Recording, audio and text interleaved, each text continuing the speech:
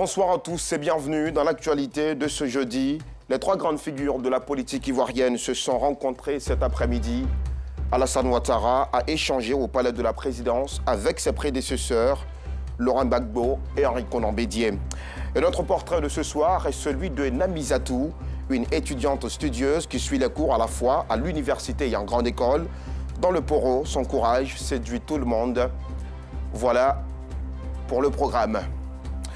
La toute dernière fois qu'ils posaient ensemble remonte à 2010, avant le premier tour de l'élection présidentielle.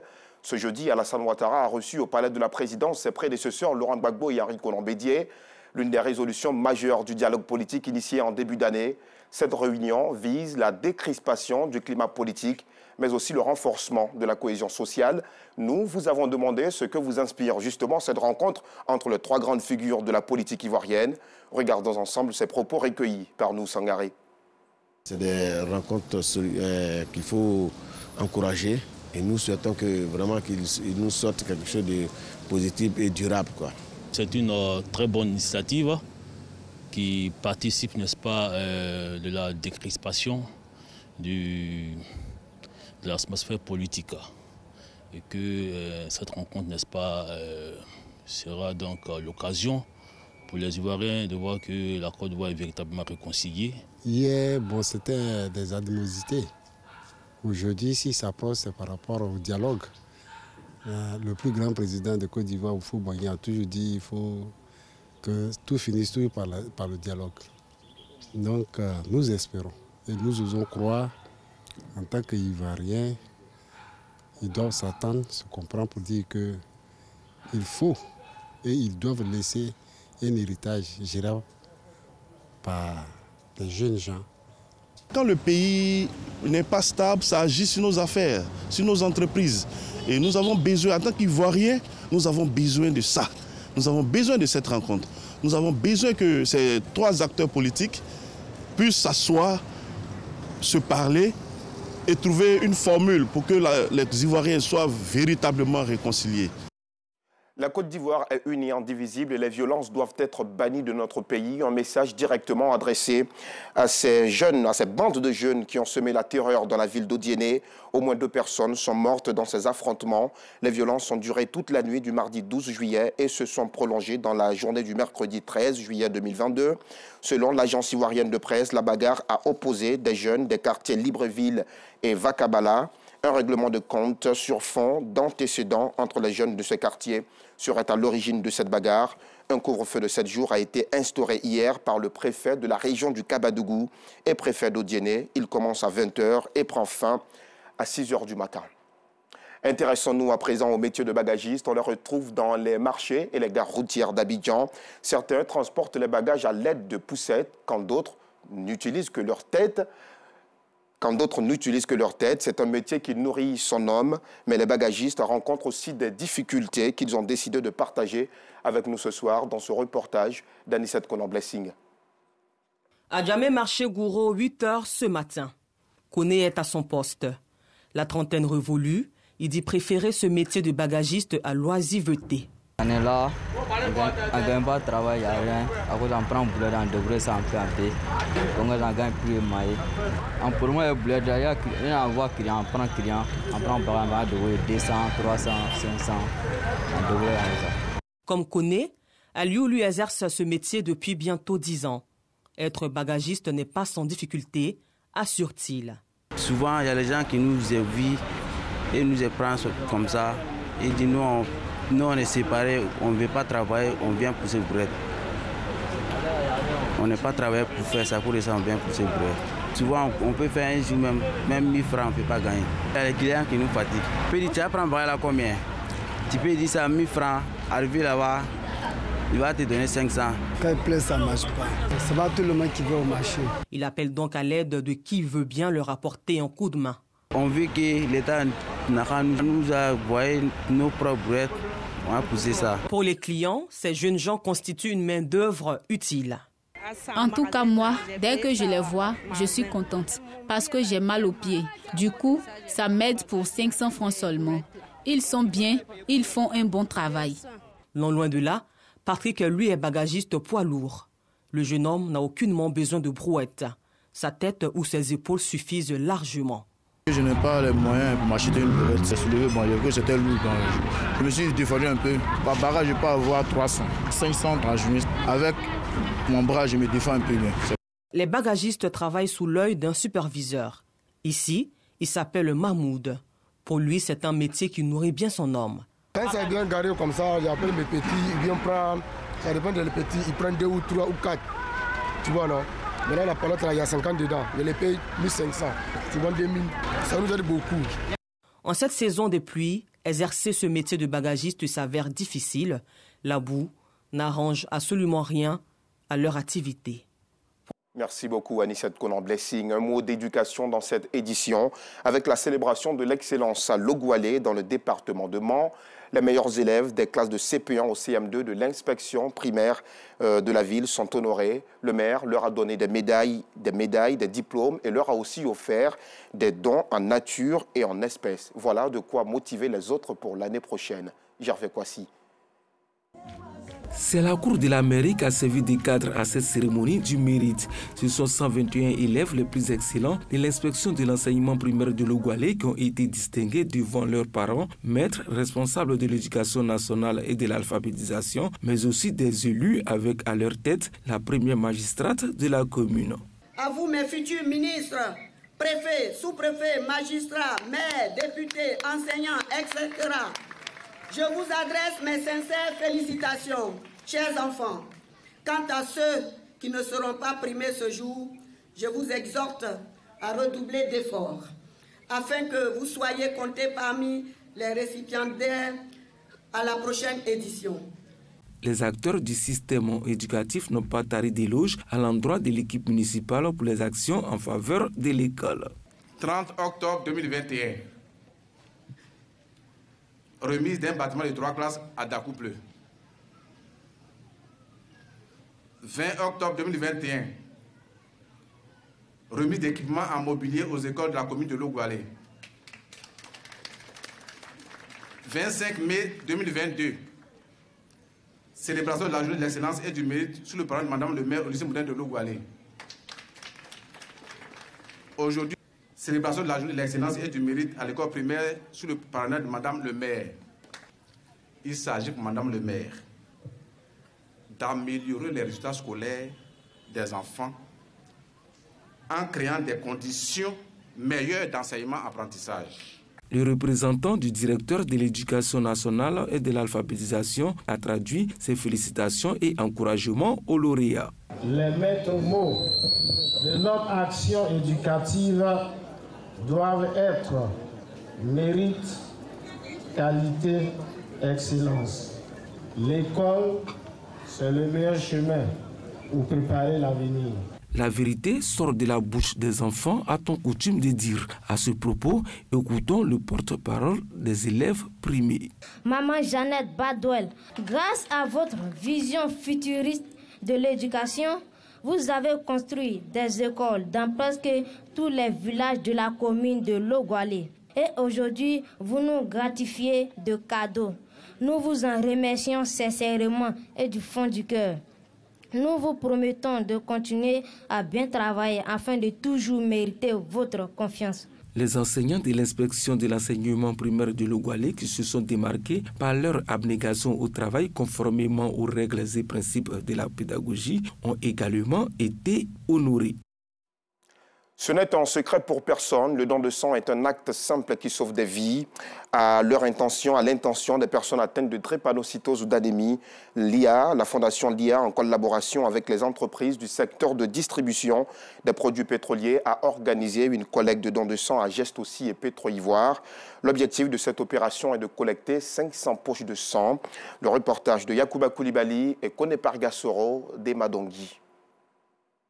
Ibrahim Doumbia, directeur général des Gestes aussi, a été éprouvé par le décès d'un proche suite à un manque de sang. Un souvenir amer qui motive le manager de cette entreprise citoyenne à sensibiliser ses employés à donner leur sang en vue de soutenir l'initiative de la fondation LIA, dont la mission première consiste à voler au secours des personnes atteintes de drépanocytose. Et cette opération pour moi est fondamentale. Pourquoi ? J'ai une histoire avec le don de sang. Et c'est très important que je vous le dise. J'ai mon petit frère qui a été victime d'une insuffisance rénale. Nous avions eu besoin de sang 3 fois par semaine et qu'il reste en vie. Et c'est le sang qui le maintenant qui reste en vie. Nous avons continué cela jusqu'à ce que Dieu lui prenne cette vie-là. Comme lui, Mme Camara, directrice des ressources humaines et de l'administration d'une entreprise du secteur du pétrole, a compris la nécessité et l'importance de ce geste de portée sociale.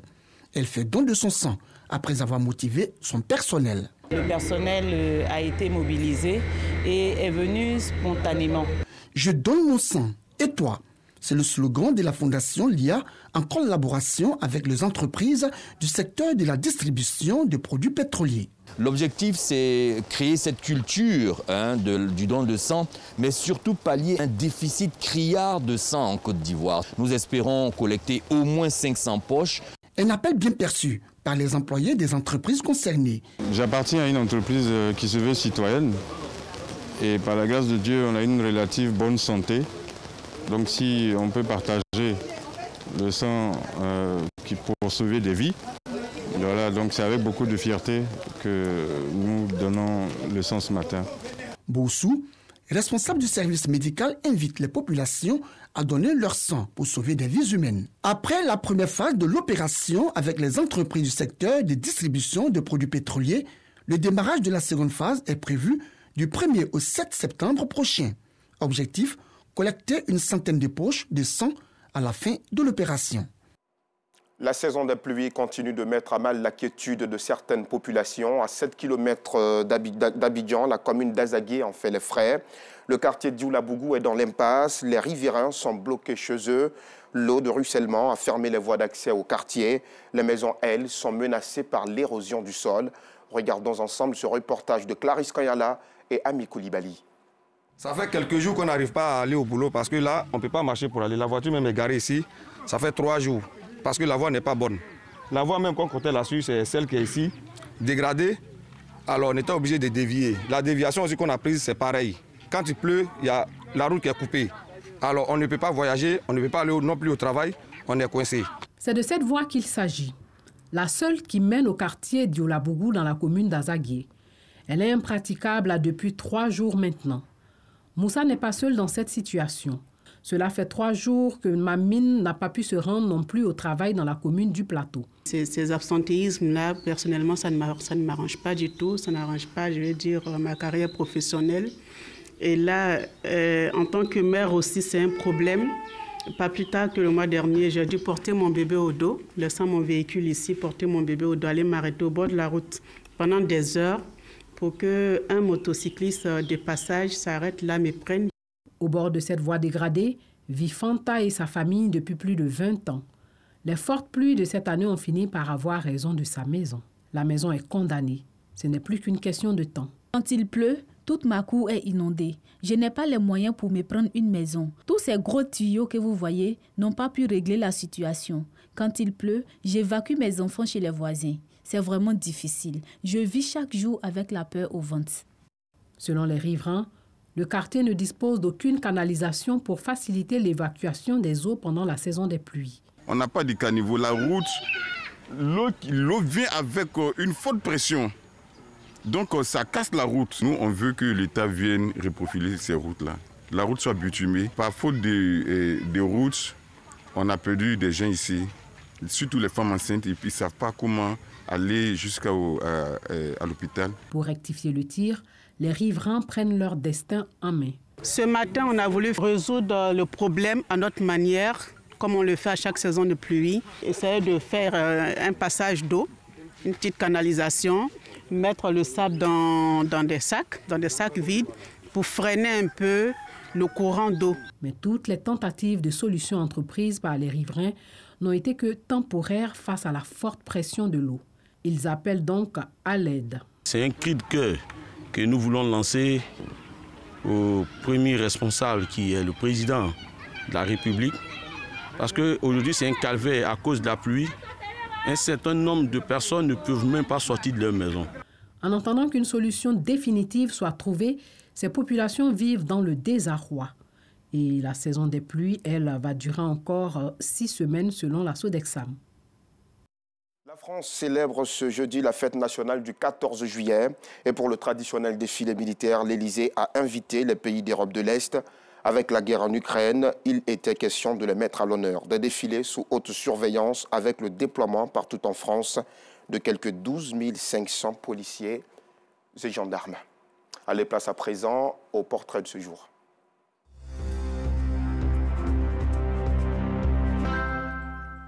Le portrait de ce soir nous conduit à la découverte de Namisatou, une étudiante studieuse. La jeune fille âgée de 15 ans vit à Korogo, au nord de la Côte d'Ivoire. Elle va à la fois, 25 ans, vit à Korogo, au nord de la Côte d'Ivoire. Elle va à la fois à l'université et dans une grande école. Une façon pour elle de multiplier ses chances de réussite. Un courage extraordinaire qui séduit plus d'un dans la cité du Poro. Namisatou, une étudiante studieuse. Un portrait signé Georgette Ido Fofana et Kader Bachil. Korogo, région du Poro. Ici vit Namisata Fungwe.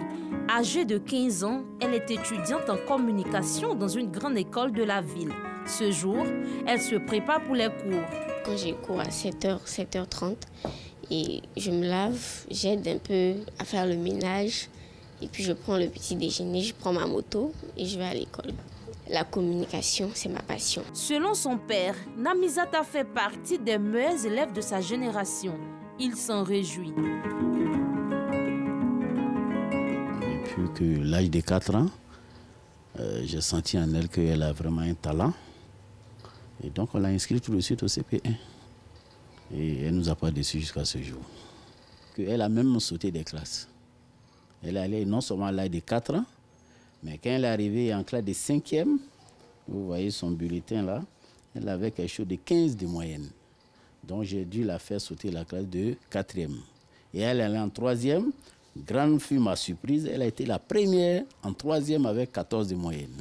Elle n'a pas fait la classe de première, elle est directement en terminale. Et là-bas en classe de terminale encore, grande fut notre surprise, elle a été la première et elle a décroché le bac. Donc vous voyez, donc, face à ces performances-là, je ne peux être que fier d'elle. Avec sa moto qui lui sert de moyen de déplacement, elle se rend dans son établissement situé à environ 20 km de la ville. Modèle de réussite pour la jeunesse, la jeune étudiante a aujourd'hui cours de statistiques.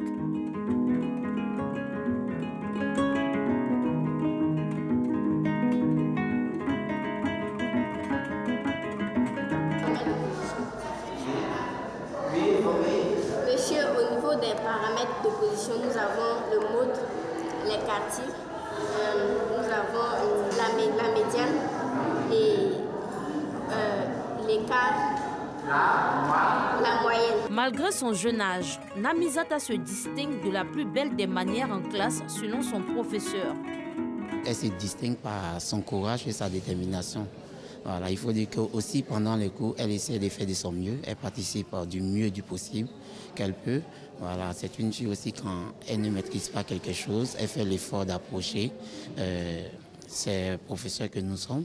Voilà, dans le but de prendre un peu plus d'explications et toujours chercher à s'améliorer. Pour ses amis, elle demeure une source de motivation. Namisata, c'est vraiment une fille exceptionnelle. Elle est très courageuse. Elle bosse beaucoup à son âge, vraiment. C'est très encourageant.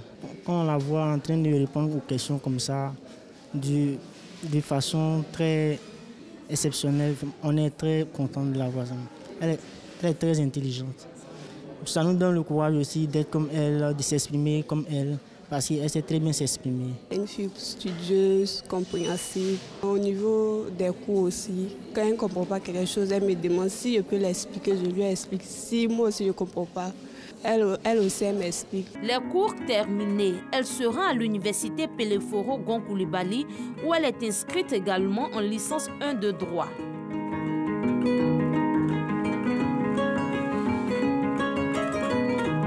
En attente des résultats de la composition de la première section, elle rencontre ses amis de son club. Un club d'art oratoire mis en place l'année dernière pour aider les étudiants à mieux s'exprimer en public. Moi, c'est quelqu'un qui m'inspire. Je le dis parce que généralement, Certaines filles préfèrent la facilité, d'autres choses. Mais elle, lorsque je l'ai rencontrée, c'est quelqu'un qui m'a beaucoup plus motivée dans le sens qu'elle a le sens du leadership. Elle veut toujours apprendre, se faire former afin d'être meilleure.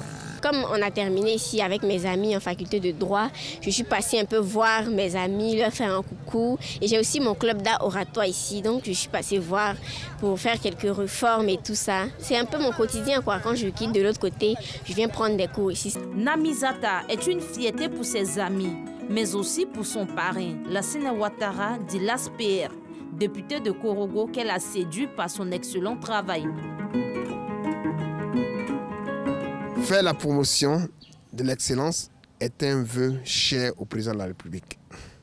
C'est pourquoi, quand j'ai fait sa rencontre, j'ai tenu à l'accompagner afin qu'elle soit un modèle de réussite pour la Côte d'Ivoire. L'honorable Lassina Ouattara entend aider la jeune étudiante à poursuivre ses études à l'extérieur du pays et revenir servir la Côte d'Ivoire afin de valoriser les jeunes talents.